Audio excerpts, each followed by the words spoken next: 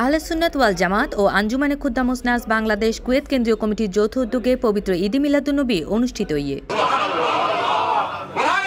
গত সেপ্টেম্বরের 12 তারিখ জুমাবার এই মিলাদ মাহফিল অনুষ্ঠিত হয় এবং সাধারণ সম্পাদক মাওলানা জয়নুল আবেদিনের সঞ্চালনায় এই মিলাদ মাহফিলের সভাপতিত্ব করে আহলে সুন্নাত ওয়াল জামাত কুয়েত কেন্দ্রীয় কমিটির সভাপতি মাওলানা এম আবু নাসের। এই সময় মাহফিলত প্রধান অতিথি হিসেবে উপস্থিত আছেন আঞ্জুমানে খুদ্দাম নাস কুয়েত কেন্দ্রীয় কমিটির সভাপতি ইঞ্জিনিয়ার মাহবুব করিম চৌধুরী।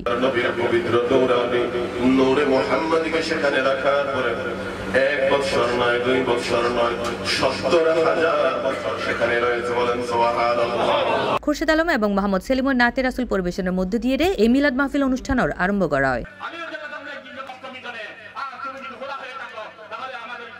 মাহফিলত প্রধান বক্তা হিসেবে উপস্থিত আছেন মাওলানা শেখ ফরিদ ও বিশেষ বক্তা হিসেবে মাওলানা মোহাম্মদ হোসেন তকরির পেশ করেন।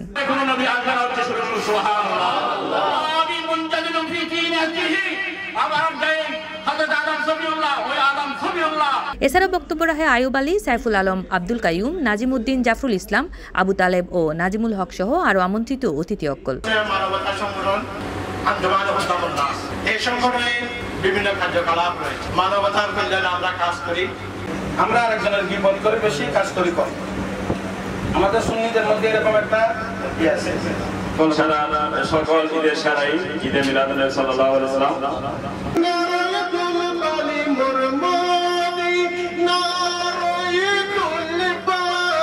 অনুষ্ঠানের সার্বিক সহযোগিতাতে আছেন নাজিম ইব্রাহিম আনোয়ার, মিন্টু হাসান, নিজামুদ্দিন সওদাগর, সাইফুদ্দিন হাসান সহ আরো বহুজনে। পরিশেষে দেশ ও জাতির কল্যাণ কামনা করিয়ে সালাতুস সালাম, কিয়াম মোনাজাত ও তাবারুক বিতরণের মধ্য দিয়ে এই মিলাদ মাহফিল শেষ হয়।